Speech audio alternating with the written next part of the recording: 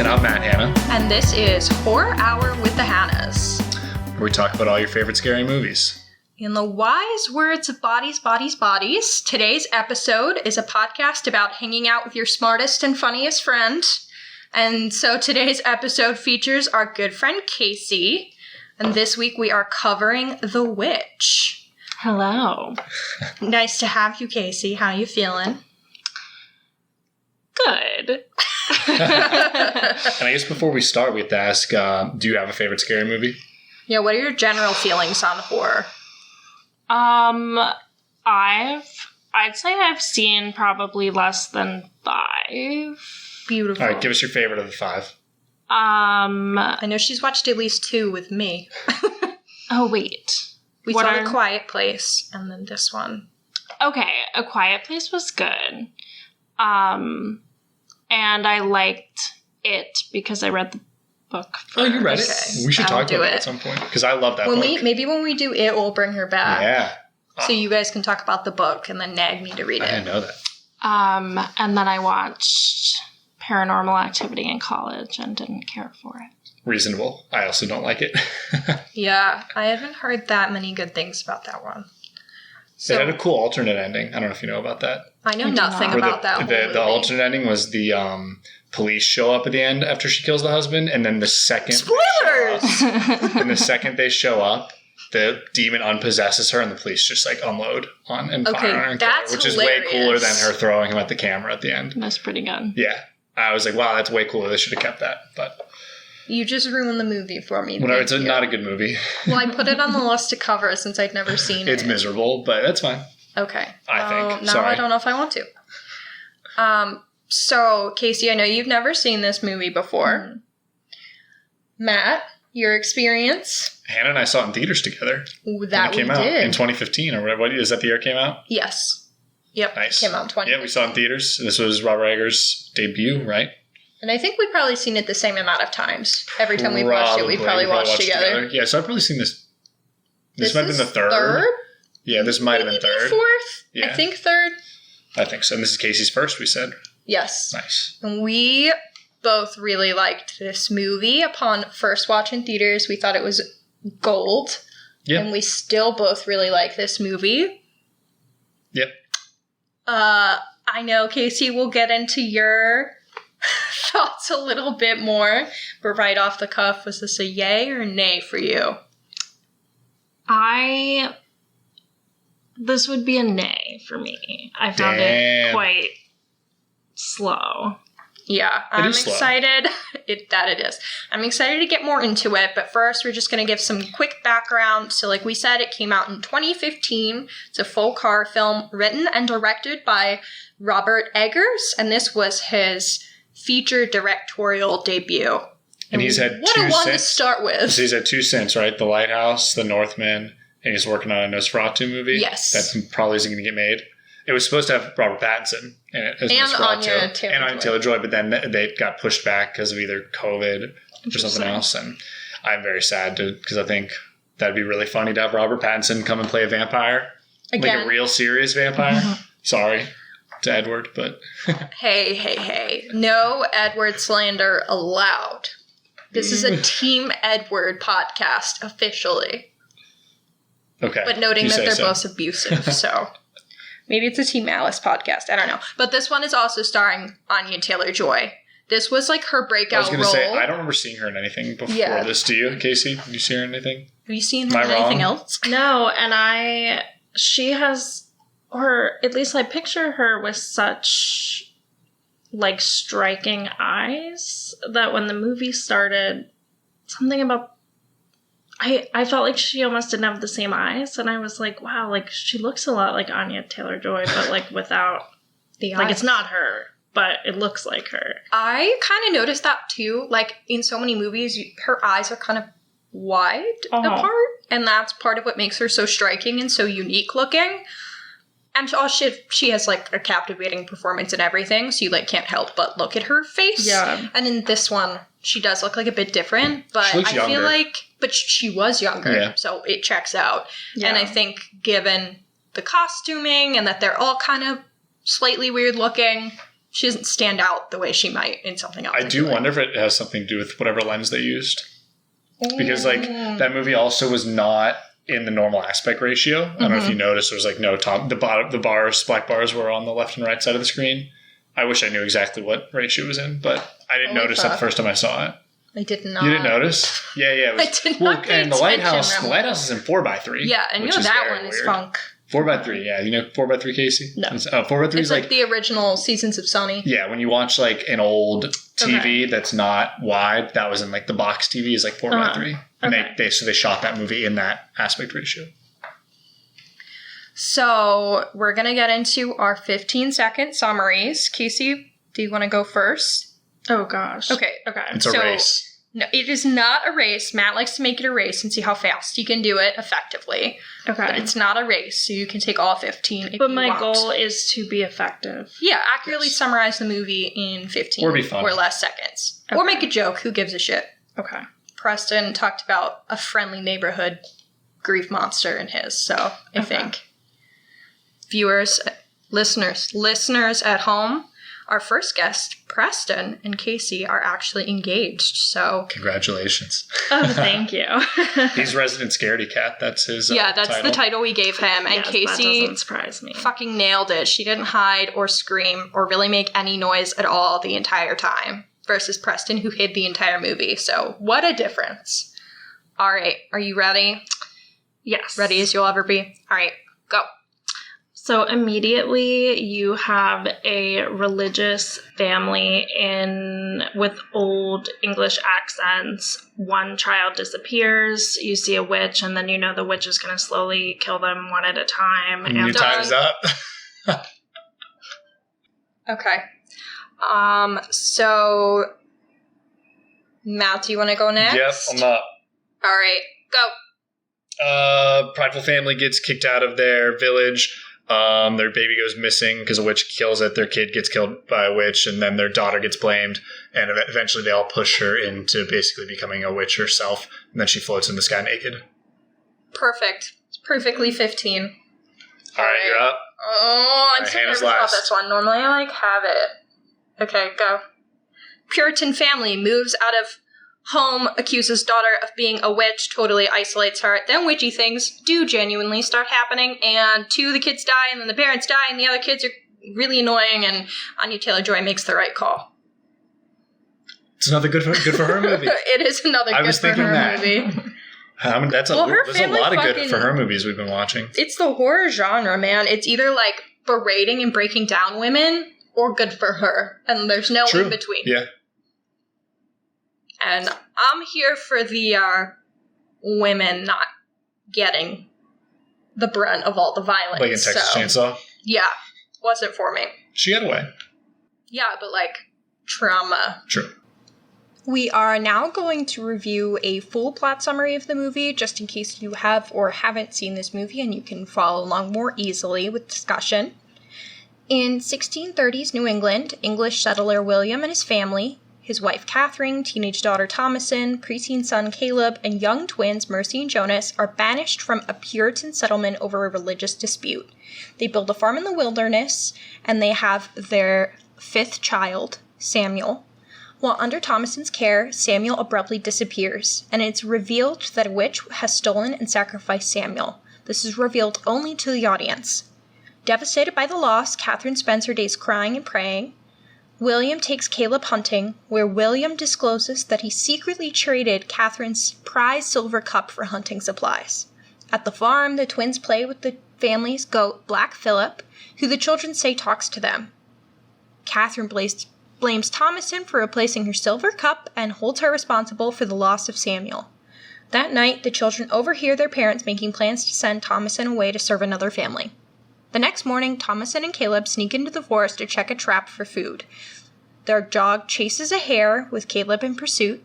The hare frightens their horse, which throws Thomasin to the ground and knocks her unconscious.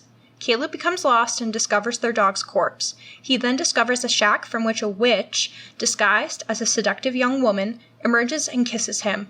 Thomasin awakes and finds her way home. As Catherine berates Thomasin for taking Caleb into the woods, William defends Thomasin by reluctantly admitting that he stole the silver cup. That night, Caleb returns to the farm naked, delirious, and ill. Catherine suggests that Caleb has fallen victim to witchcraft. The next day, Caleb goes into violent convulsions and proclaims his love for Christ before dying. The twins accuse Thomasin of practicing witchcraft, but she in turn accuses the two of them for having conversations with the devil, Black Phillip. Angered by his children's behavior, William locks them all in the goat house.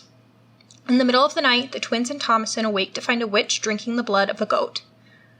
In the house, Catherine has a vision in which Caleb and Samuel have returned. In her dream, she takes Samuel and nurses him, but in reality, a raven is pecking at her breast.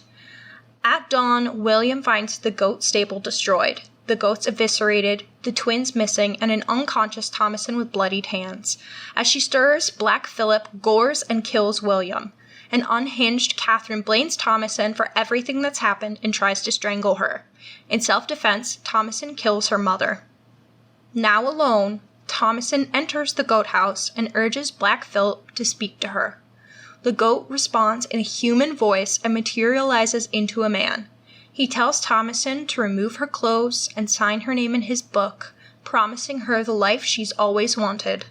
Thomasin, accompanied by Black Phillip back in goat form, then enters the forest nude where she finds a coven of witches around a bonfire. The witches begin to levitate, and Thomasin joins them, laughing as she ascends above the trees. So, yeah, we did not hide at all during this movie. None of us. And there was I think you screamed once. I screamed one time, and it was when Black Phillip gored the dad. Yeah, that was a good And I knew scare. that happens. I was just caught off guard as, the timing. So I, screamed left. I think that's the only one they don't directly show you is about to happen. Yeah, there is a lot of build-up for a lot of what's in this movie, and I personally like that. I'm not really a fan of jump scares. I like the kind of, and we talked about it on the pod, but I like the kind of scary that, makes you feel shitty, or makes you feel, suspenseful, rather than, jumping in your face the whole time.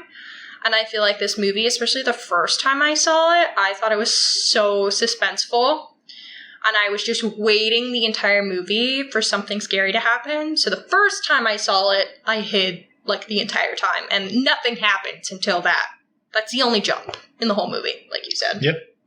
With a horror movie, though, that sounds like if horror's your genre, and presumably you like to be scared, it sounds like you're waiting for it to get good for, the whole time? I wouldn't say that.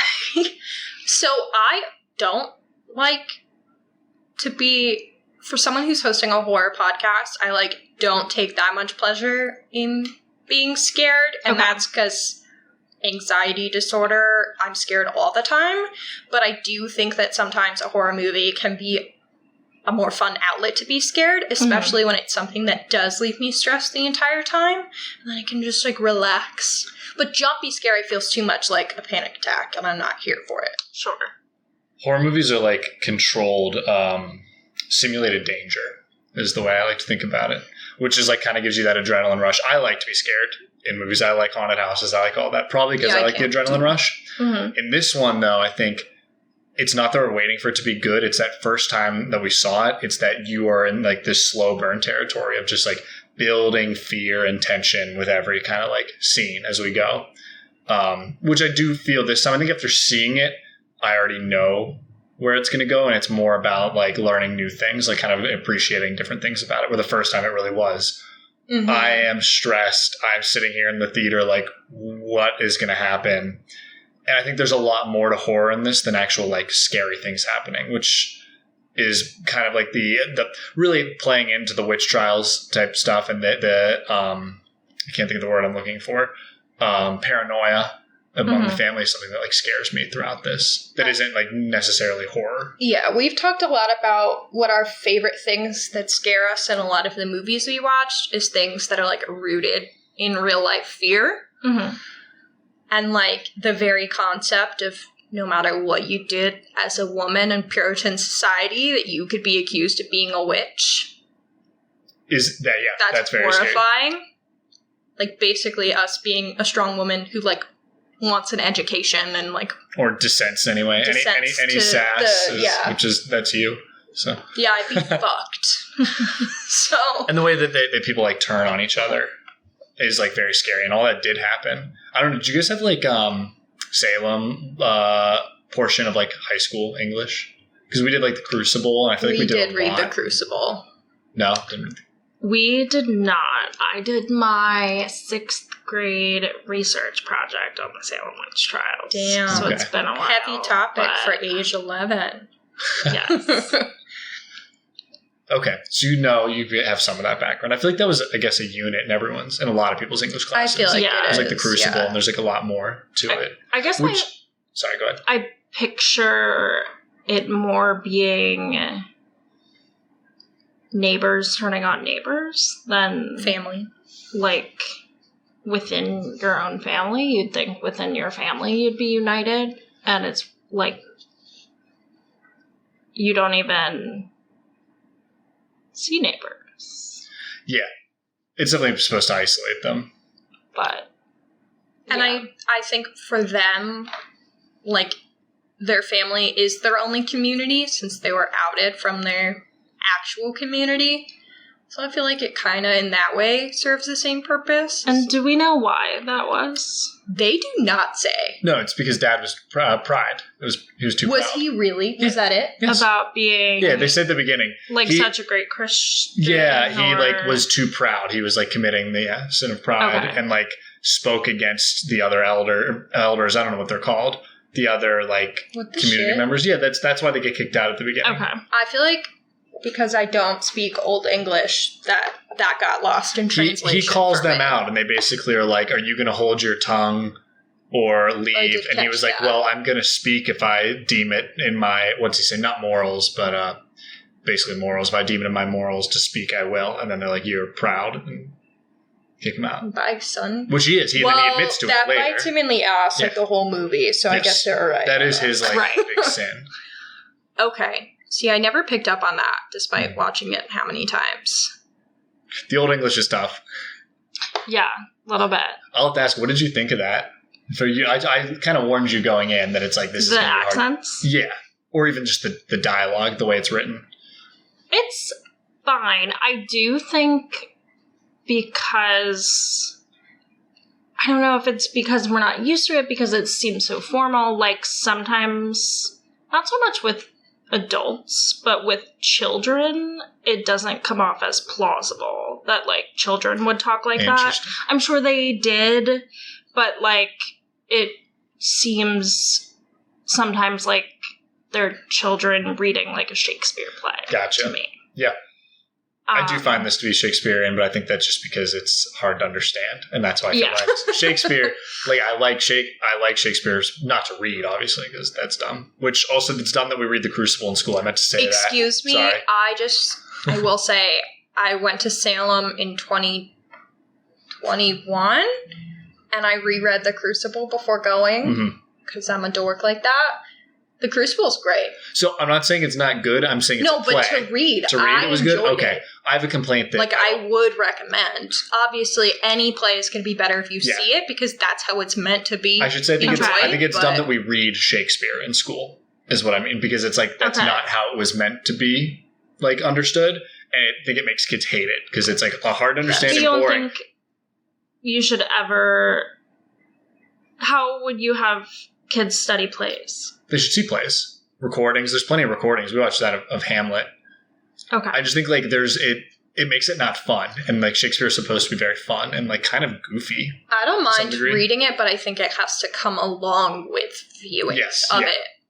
Like when we read Macbeth, and I didn't give a fuck. Well, and I watched, and like we did not watch it, so I just didn't give a fuck. Yeah, now you have the Coens tragedy Macbeth, and that was lit. Yeah, like if I were a teacher, I would have them read a scene and talk about it, and then show it. But I was thinking the same thing about the Crucible. I was like, I think it's weird that we read it, but I feel like I went off topic by saying that. But it's important. English teachers, have them watch plays. Yes. That's the witch trials, I take it. Yeah. Yeah. Okay. Specifically about like a couple people.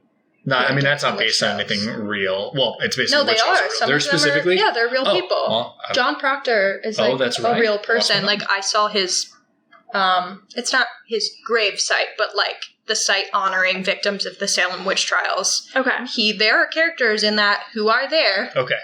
I'm wrong, then I forgot. Yeah. I'm pretty sure I Spark noted it anyway, which is why we should watch it. I would have watched it.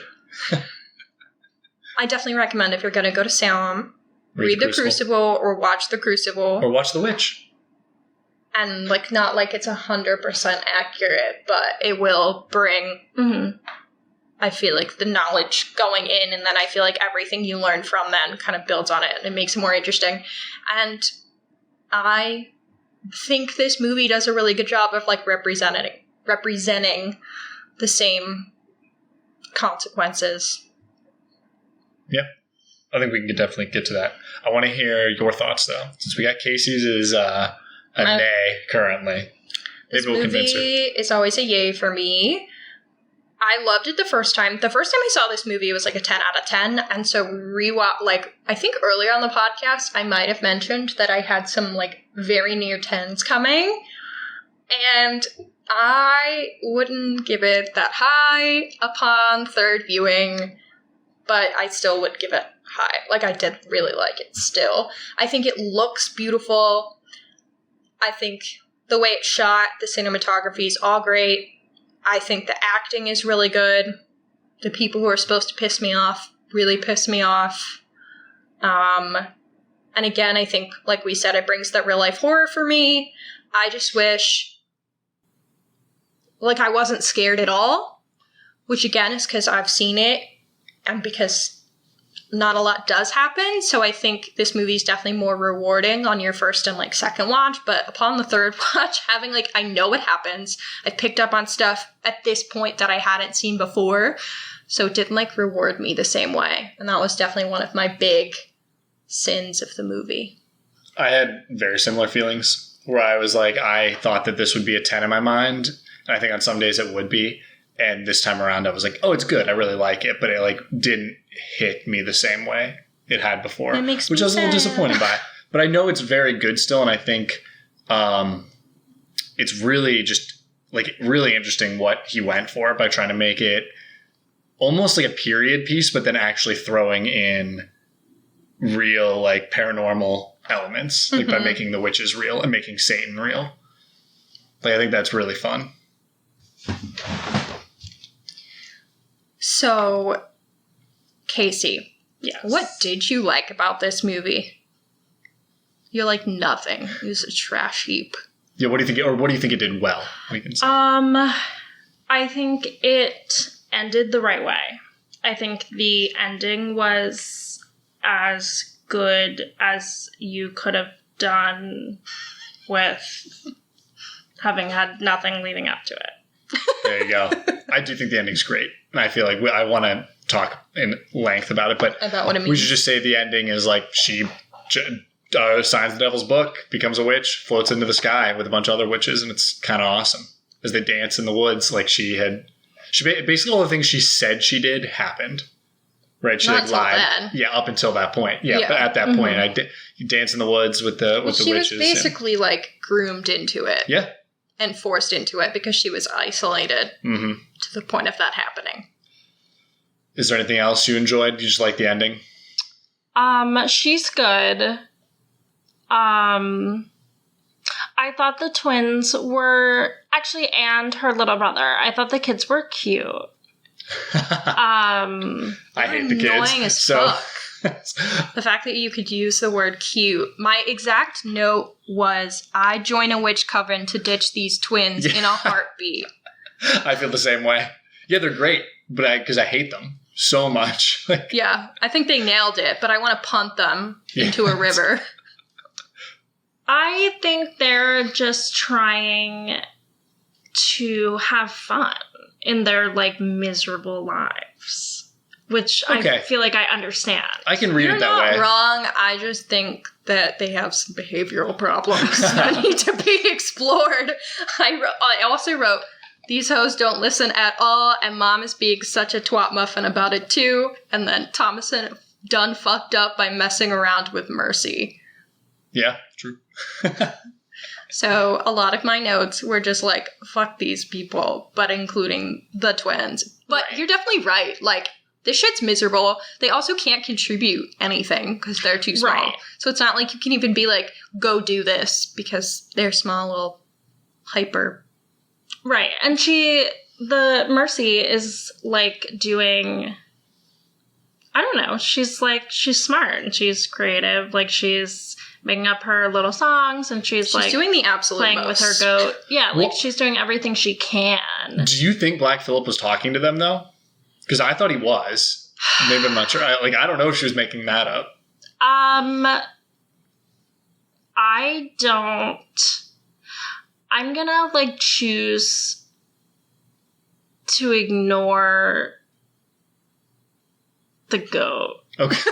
Like, that was too ridiculous for me at the end. Like, Satan the whole time. Preferred my assumption of what was happening, which was that, like, sort of to get back at their sister, and maybe out of fear of their sister, they were, like, choosing to lie and, like, accuse her of being a witch. And then that was her, like, best sort of retort, was that they were talking to the goat. I think that's fun because I think you can read that either way. Like, I think you're right. That's not how I read it, but that's also because I, like, think the kids are annoying as shit, so I, like, don't want to be like, good point. No, but, like, that makes them even more of assholes, because my interpretation is, like, when they can't forget their prayers, it's, like, Black Phillip and all the other witches are controlling them to try to isolate Thomasin. Yeah, that's kind of my general interpretation of the movie as well, is that, again, Satan, Black Phillip, is trying to isolate her by kicking off each one by one. Mm-hmm. Because then when she's isolated, she needs some family, quote-unquote, to turn to. Found family. Yes, exactly. We have covered some found families already. They're always super fucked up. But during the scene where, despite that being my belief, during the scene where Kiddo is dying, I was like, these kids be fucking around. Right. Oh, when he's witched and, like, the apple comes out. And they're just sort of, like, mimicking him, I was definitely like, these kids are fucking around. Caleb was mimicking Rembrandt's little brother. Despite me thinking, like, Black Phillip is at play here. Right. I still was like, fuck them kids. Yeah. Yeah, I think you can definitely read it either way. I think that's definitely purposeful. I don't think there's an answer. I think there's a lot about this that doesn't have an answer, although I did read some, like, wild-ass theories online that I will talk about later. I want to get to those when we talk about the what absolute the movie means. Fuck. You already talked about what you liked, right? I mean, not everything. You want to give us some more, then? I thought the sound effects in this movie are sick. Oh, yeah, the music. The music is really good. A lot of the music is basically just, like, witchy humming and singing. So the same audio that you hear at the end when they're all dancing around the fire, you're hearing throughout the movie. And I think they use volume in a really fun way to, like, elevate the tension using those sounds. So the ambient noise as well is really good. And, like, I feel like he knows exactly how to use silence to, like, really kind of ramp up, like, tension. Mm-hmm. I also, again, this is just going back to something that has, like, made me afraid, that is rooted in a real life thing. It's just the concept of, like, abusive parents, and the fact that her mom is such a twat, pardon my French, towards her the whole movie. And I feel like the mom has grace for the other children, but not Thomasin whatsoever. Well, that's just mom and oldest daughter. That's like, every relationship between a mom and an oldest daughter in the United States. That's what it looks like, right? But I just, like, but in this context, like, it's actually going to lead to someone being isolated or dead, or I mean, I guess that happens in real life. That's not every relationship, but that is, like, I know, there is always a very that's a stereotype for there to be a contentious relationship between, like, an eldest daughter and mom. It's it definitely happened here, and I find that really tense and alarming. This movie's just Lady Bird. It is. It's just for Lady Bird. Have you seen that? It's a good one. Not a horror movie, but I feel like you would like it. Yeah. What do I like? Is it my turn? Yeah, go ahead. Okay. I think the performances from top to bottom are great. I think the Old English is such a fun touch to actually make this. I mean, they say at the end that like they took writings that were there to try to like replicate this Old English. So it's almost like you said, it's almost like a period piece with horror thrown in, and I think that's so cool. And I haven't seen a lot of things like that, and I enjoy it. Looks great. Takes a lot of effort to do what they do to make candlelight, like only using candlelight, look as good as it does, and using just daylight to look that good. And yeah, I think Eggers is just very talented. Overall, I enjoyed the story a lot, and there's a bunch of other stuff I like, but I want to wait till we talk about like the meaning of the movie to get to it. Did you have a favorite scene? My favorite scene is probably when when Caleb dies, when he's like being bewitched. I think that like, I don't want to call it a monologue. His like dying speech is insane. That kid did such a good job. I think like the apple coming out so gross, and him like seeing Jesus basically and having an orgasm is like so uncomfortable and scary. Like that's how you interpret that, right? Yeah. I feel that way. It's very sexual. Which, everything with Caleb is very sexual. I do. Where he's like yeah, after he sees him and is like happy and is hugging him, he's like kiss my lips, and then he like whole lays movie, there. Caleb is like staring at his sister's boobs. True. So, but there's that in his like dying moment, it's very like sexual, and I think that's like very uncomfortable. Well, that's I've talked about this. sin. Yeah, true. Lust. And I've talked about this in previous ones that I think like mixing sex and horror is really effective at being unnerving. And I think that's another great example of it.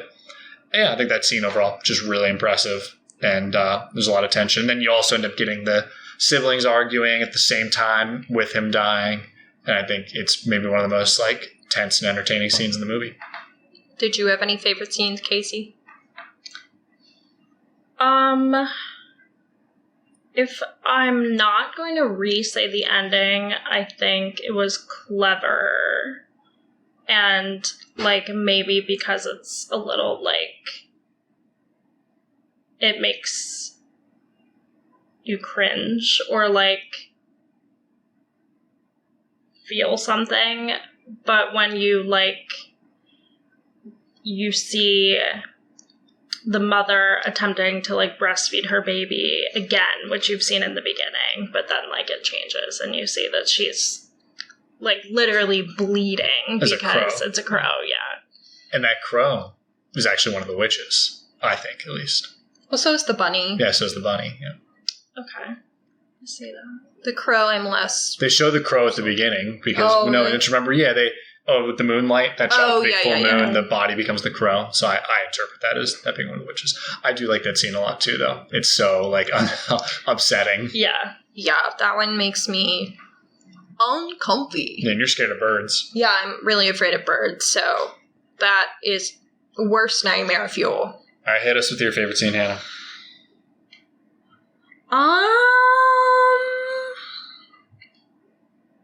See, like, I write these questions, and I never have a fucking answer planned.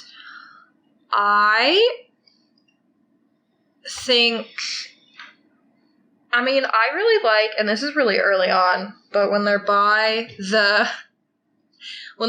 river, and she's getting water, and Caleb's there, and then Mercy comes over and is talking about how she's a witch and all this shit. I feel like that scene is tense because you're like, no, don't do that. Don't say that. Like, you're fucking yourself over here.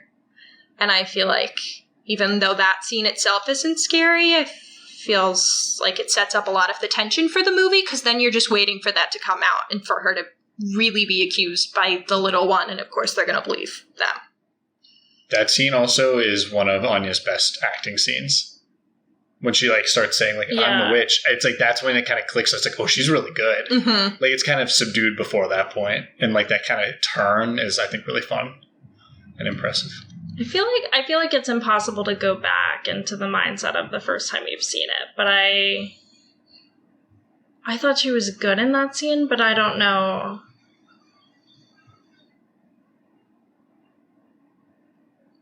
It never crossed my mind that any of that was coming. Oh, okay. Yeah, I guess, because I know, like, I have the context of the rest of the movie, true. So I know. And you didn't watch a trailer or anything before this, right? Like, you didn't actually know the plot?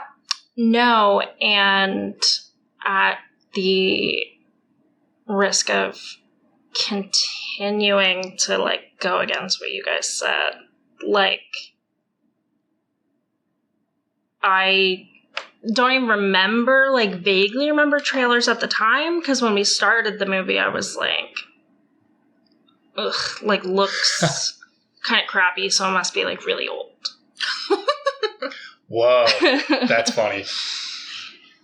No, I think it just shot on film, so it kind of gets that grainy texture. Yeah. I believe it was. Yeah. Or at least if it was digital. I feel like it's just part of the style to look. I have to look that up. Like that. That's so funny. Well, because we're over here like, it looks great, and you're like, it looks like shit, dude. This movie was shot digitally, but they used lenses from old cameras to try to get that, like, film look, and then obviously change some stuff in editing. So everyone knows. I was kind of surprised by that. We should get to what didn't work, and I feel like you should start. Yeah. Tell us, unload.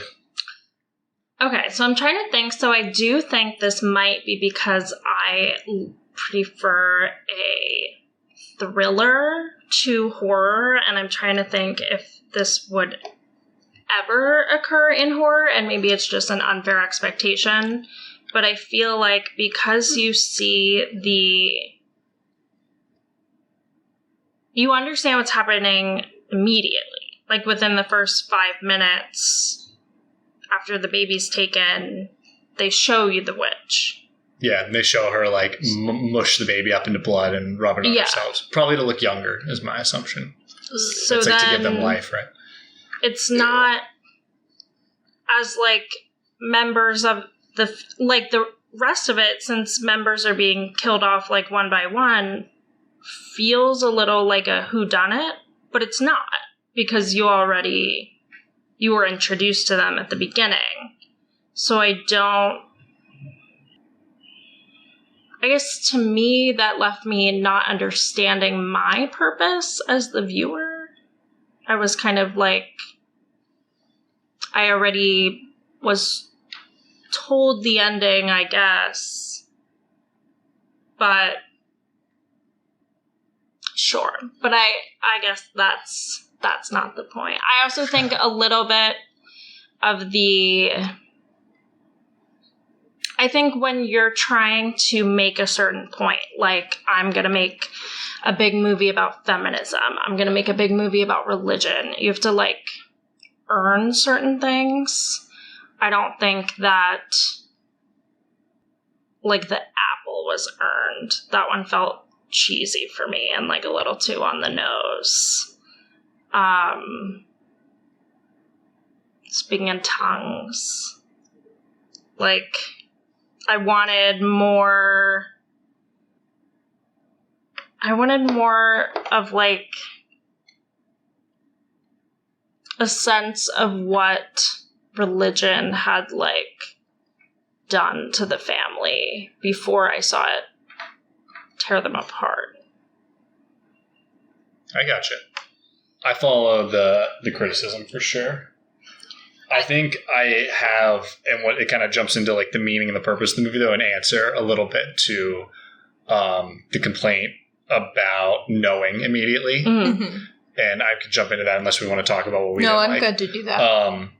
The way I see it is it's definitely trying to kind of not lecture us, but talk about the Salem witch trials and, like, the effect that happened. And I think in real life, we actually did turn women into witches the way that they turned Anya Taylor-Joy into a witch at the end. Okay.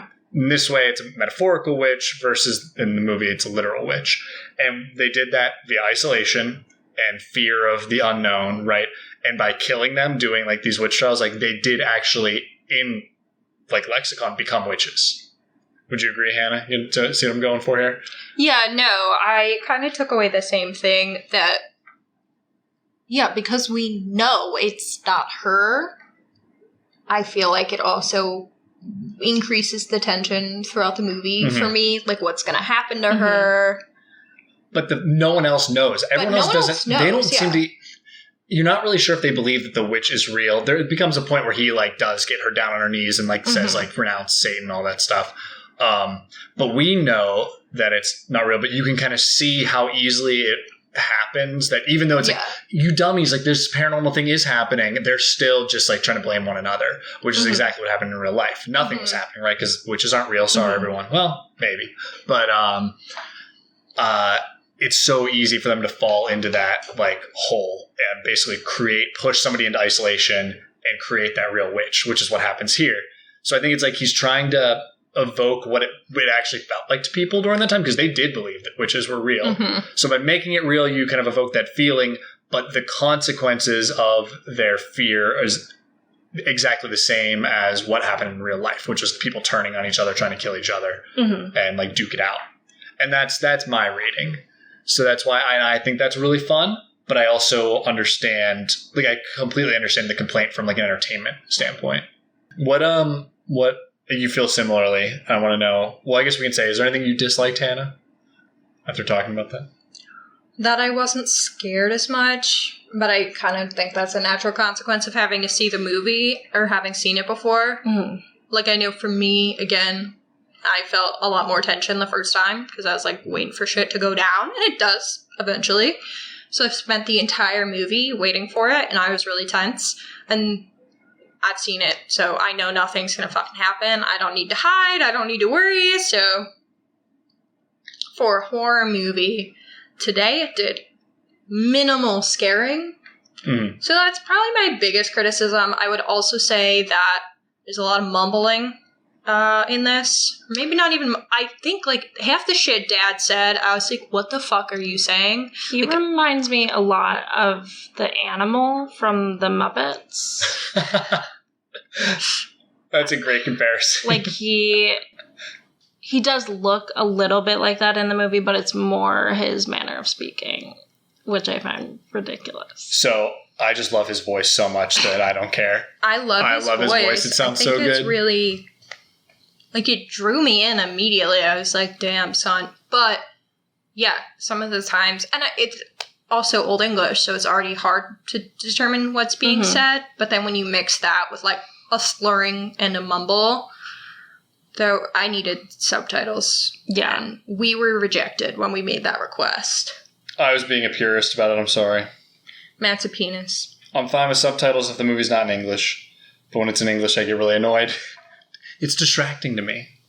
To English with English. Well, it was distracting for Casey not knowing what the fuck they were saying. No, it's all about vibes. All right, it's fine. I'll say the thing that I didn't love is, I kind of agree with you on the scary part, but I'm like interested in what's happening, so I don't I thought super the plot's still cool. My problem was this time around, it started really hot, and I was like, oh, this is really exciting. And then up until Caleb disappeared, I was like kind of getting tired, and I was like kind of closing my eyes a little bit. Not really closing my eyes, but I was like, ooh, I'm getting a little sleepy. I know because I already knew what was happening. I mean, you didn't know, so even that, it wasn't like holding your attention that much. So I think that it seems like starts hot and then really crawls until it finally accelerates, but I almost feel like it starts accelerating too late in the movie, where I think it loses you for a little bit. That's my only real big gripe. I think that's fair. I think it goes along with some of what Casey has talked about too. I also like to have something concrete, usually someone, but I like to have something to root for. And because the family is so detestable, like, I don't mind assuming correctly that, like, they're all gonna die. But then in my head, I'm like, well, like, she's not gonna survive on her own. So do I even want them to die? Like, I don't know what I want. And I guess, like, how it ends is almost, like, the best case scenario. That's exactly what I was going to follow up and say. That, like, having seen it, I root for Black Phillip and the witches, which is really fun. Yeah. I think that might be what's intended to some degree. I think so. Because her family isolates her so much that for her to have they kind of deserve it. Yeah. I mean, in the context of the movie, 100%. And I think she goes from having no one on her side to, in theory, a team of other buddies floating in the sky with her. So would you rather be her or Florence Pugh in Midsommar? All right, I agree. Yeah. Let's go be witches. We'll join a coven. So we talked about what we didn't like, and we started talking about meaning. So I want to jump back into meaning, and I'd like to hear some of the theories that you read about. That like, are they kind of outlandish or beyond what we already talked about? Well, can I say something we didn't talk about yet? That's not, of course, nonsense. Got it. I mean, I do think there's a lot of theming too with like fear of what's outside your own culture. Okay. Whenever they talk about the woods, and yes, in this case, it's like the woods, nature is dangerous, nature is unpredictable, and so there's some element of that where it could just be like, you can't predict Mother Nature, so like don't pretend like you can. But I also think a lot of it has to do with fear of what's outside of them. They're too scared to like go back. They're too scared to go into the woods. They're basically too scared to like make any substantial moves the whole time, I would say. And one of the quotes that I wrote down is, "We will conquer this wilderness. It will not consume us." So I feel like, I don't know, to me, it was also, I mean, clearly it's about her, like, rejecting the society that she was born into, like the family and the society she was born into, and casting that aside. But I do think the woods kind of serve as a symbol of that in some ways, too. I think that plays into the religious element as well. Yeah. Because that's a big thing, I think, in religion is like very much like fear of the outside. Fear of the other. Yeah. So that was something that I took away from it. I just really liked that quote as well. So classic religious people trying to conquer things too, in the sake of their religion. We stand. So Stan who? The witches for killing them? Yeah. Oh, okay, good. So some of the weirder theories I saw, this one is less weird, I just don't think I agree, is that she damned herself when she was praying right in the beginning of the movie about how she's a sinner. Why? She basically brought it on herself. That's how you're supposed to pray. Yeah. I would say that's like you're supposed to... Yeah, I know. That's why I was like, what are you talking about? Or did she open herself up? I would buy that interpretation if it was like clear that she wasn't remorseful, which like maybe that's the thing was. Is I feel like she comes across as remorseful. All right, then I buy it that way. Or do you think she does come across as remorseful or doesn't? I think in the initial prayer she does. I think it's as the movie goes on that she starts to realize that the family is and the society is extremely fucked up. Yeah, and if anything, if you're assuming everyone in the family was taught to pray the same way, like wouldn't you assume when the father apologizes for having sinned, like he wouldn't be remorseful? Like, yeah, they all kind of would pray say he and phrase isn't it the same because way. he clearly isn't though, right? Because he continues to like sin the same way, right? That's the pride he keeps doing the pride. He lies to his wife. He like doesn't protect his daughters. If anything, it's dad that invites he's this pious, like acts as this like holier than thou attitude, but then continues to be shitty. Yeah, so I don't see even like the mom is just such a piece of shit. Like I also don't see her being remorseful for anything. No. So like you're unlocking my brain right now. It's not the idea of someone having invited it is maybe fine, but the fact I wouldn't say it's not Anya Taylor-Joy. That's incorrect. I think the rest of the family has sins that they haven't atoned for more so than Anya. I think my thought on it though is it's not that being a shitty person is bad, it's that being this like religious and like trying to think that you're better than everybody else and better than everyone in your family and also being a piece of shit is what like fucks them. You know what I mean? Yeah. Like if they everyone else. In a vacuum, Dad hasn't done anything wrong. If you take out the part where he's like this like religious man that is like using his religion to like make his kids act the way they are and like kind of be this kind of crazy, I don't want to say zealot, but like they kind of are, right? Like that's some crazy religion. Also, they're Puritans, right? Yeah. So they're ones that were literally run out of England because their religion was so over the top that they had to come here. But meanwhile, they're still just being just as shitty. Like, yeah, they didn't learn. Yeah. No, it's even funny because Mom says, "I want to go home." You ain't welcome there. Yeah. Yeah, you're not welcome, sweetie. And then she continues being a beehole. Yeah. But acting like that they're like, I don't want to say perfect because they are like, that whole point of their religion is that they're not perfect. And that they continue to be like, yeah, we're sinners. Well, Mom has no acknowledgement of her sin whatsoever. Like, she has no acknowledgement of mistakes. I'll give Dad some props that he even talks about his corrupt nature. But then continues. And then he later says, I'm infected with the filth of pride. But his issue is that he clearly hasn't done anything to atone for his sins. No, that's a fun new read. Himself. I like that. But I don't think she invites it in. I would not read it that way. Probably not. Yeah, but they all do, I guess. I think everyone but her. Yeah, which is why Satan isolates her. Like Philip, they want her. They're going to corrupt the actual one that's not corrupt yet. More fun that way. This one's really funny. This is the only one I wrote down. I didn't write like a ton down. Okay. Because I researched for 2 seconds. Amateur hour once again. Mm-hmm. Some people theorized that the family was poisoned by their bad crops. Oh, I've heard of that before. I have. Because they do say that the crops are bad. I think the first time I watched it, I didn't quite pick up on it in the same way. But they do make reference to how the crops are bad, how the corn is fucked up. And so they wouldn't even have anything to trade if they were to go get help. Because they don't have anything. And that's why they're not eating well and all that jazz. So they're basically saying that all of their food is poisoned. We also see the goat's milk is messed up. It's blood.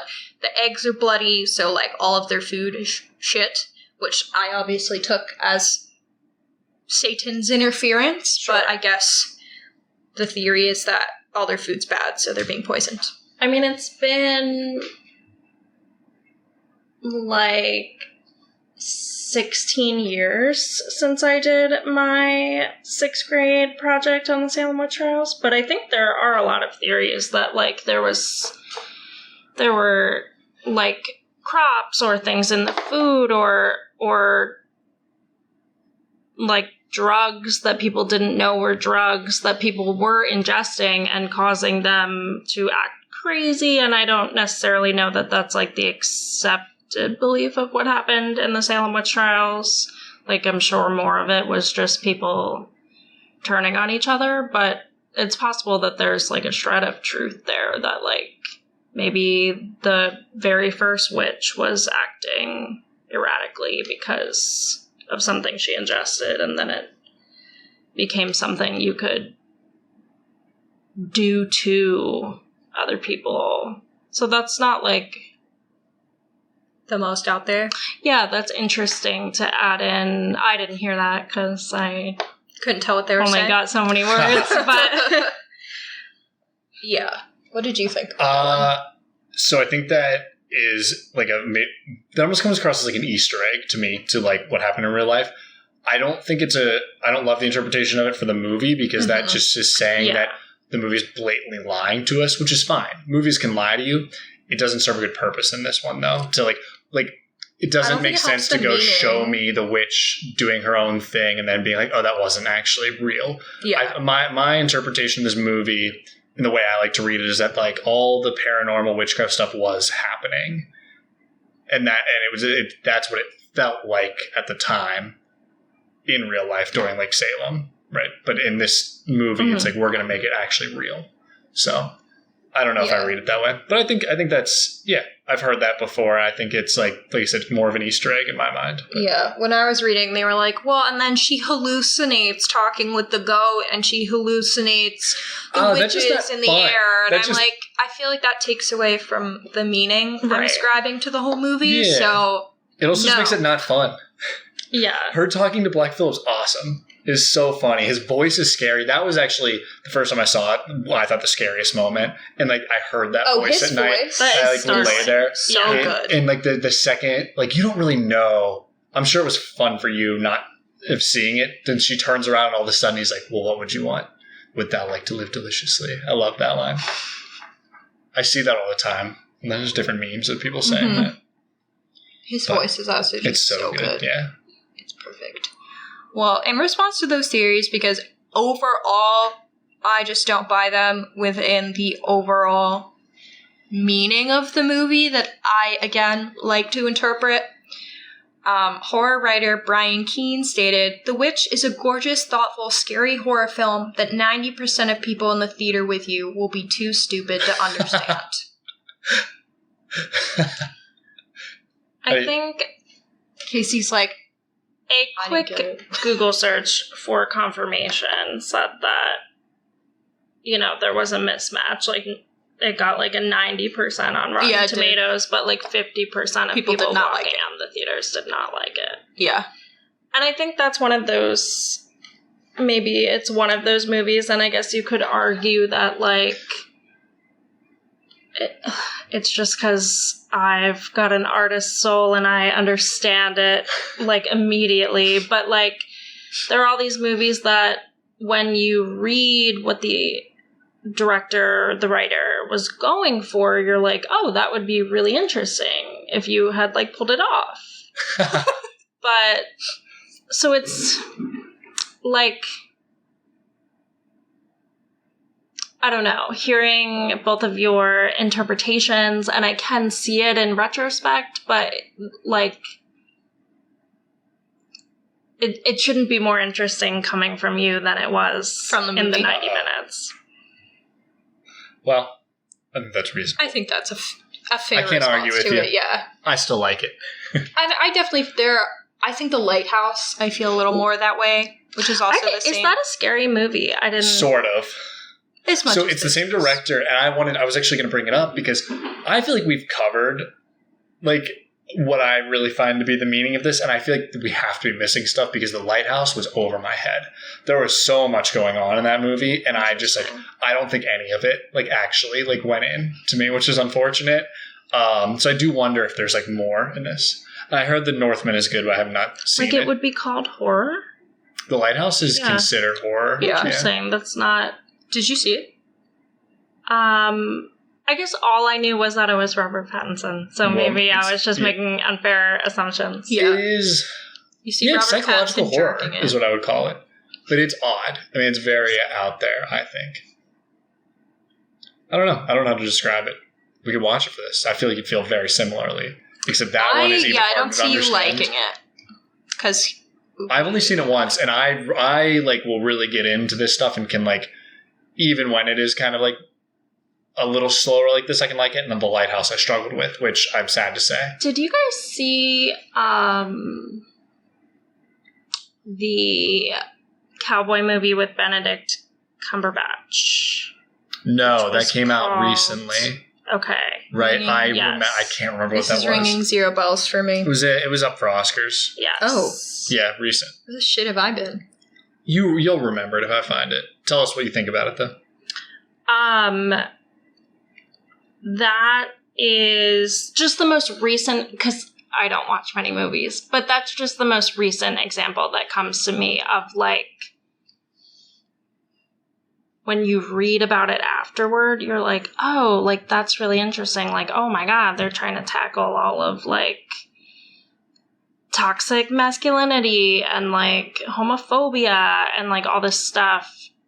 But then when you're watching it, you're like, they got this great cast and like nothing is happening. Like it was the power of the dog. Yes. Okay. Yes. I want to know. I want to find your line. I'm trying to think of other movies that I like because there are plenty of movies I like that are like that where it's like. I can figure it out, but it takes some work from me, and I enjoy that. But I think there is a line where it's like, you need to give me, if you hit that line perfectly, it's going to be a really good movie because it's going to be enough for me. Yeah. Because you don't want to make a movie, it needs to be subtext, right? It needs to be hidden a little bit. You don't want to just say exactly what you mean a lot of the times, I think. think saying exactly what you mean doesn't work, but when you take a story that is something completely different and then kind of layer that theming and that subtext there, that like is where you kind of get lightning in a bottle. Yeah, but I also think it has to be accessible towards your audience as well, and that's where the issue lies, is when it's not. So, yeah, I'm trying to think of, like I said, I'm curious where your line is, because I think about movies like Phantom Thread. I don't know if you've seen that, but that's very much about toxic masculinity in a lot of ways. And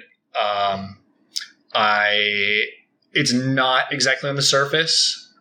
And there's like some other kind of weird stuff there, but I think that might be close to like that line of like where you get it, but it's more, there's more to the story than like just that. And there's more to it than just toxic masculinity. That movie's like considered a masterpiece by a lot of people, but I guess that's off topic. We're actually going to hit an hour for the first time in the Hanna Horror Hour. Isn't that crazy? The Horror Hour has never been an hour. There you go. So we've done it, but we have to do the last thing, which is ratings. We do a 10, or on a scale of 1 to 10 rating. Okay. I want Casey to go last. Casey can go last. That's fine. You can do it however you want. Hanna does a bunch of decimal points. I usually keep it to half. You go gut reaction? You go rewatchability? Matt, you go. Would you rate? Listen, ratings are complete bullshit. So like you just whatever you want, whatever's in your head, you just say it. The 1 week they're all subjective. The one week I gave 2 ratings, and I said what I thought objectively versus like as a piece of art. Which I think is cheating. Well, as a piece of art, I thought it was one thing, but for my preference is to, if I would rewatch it, I was like, no. Right. There's so many different scales. No, you gotta, don't be a coward. I actually was going to give 2 ratings for this one, too. Okay. So, first watch, 9.8. First watch ever, for me, 9.8. And there's only 0.2 missing because I couldn't tell what they were saying. Okay. Sometimes. But the vibes were there. This time, I still really, really enjoyed the movie. Like I said, all the positive things that I've talked about, for me, emotionally this time, it wasn't giving horror for me, because I didn't feel tense at all. So this time, I'll go like an 8.3, maybe. And that feels really fucked up of me, because I love this movie. If you come to me, you were being very scared about it. I'm giving it an 8.5 this time, which is low for what I expected to give it, but that's just what I'm feeling today. So, I literally thought I was going to give it. Anyway. I definitely give it a 10 another point. All right, Casey. I'm excited. Close this out. I feel like it's maybe a movie worth talking about. I'm not sure about seeing. In terms of seeing, I'll go 4. 4. Oh my God. All right. We're like there a 10 in case he's like a 4. All right. Well, some polarizing reviews on this. There are a lot of people that agree with you. Yeah, clearly. There's some people that are going to want your head. Yeah. All the viewers, all the listeners that we have. Don't dox me. All of them. She lives near us. My last name is too hard to spell. True. Okay. Good point. All right. I think that wraps it up.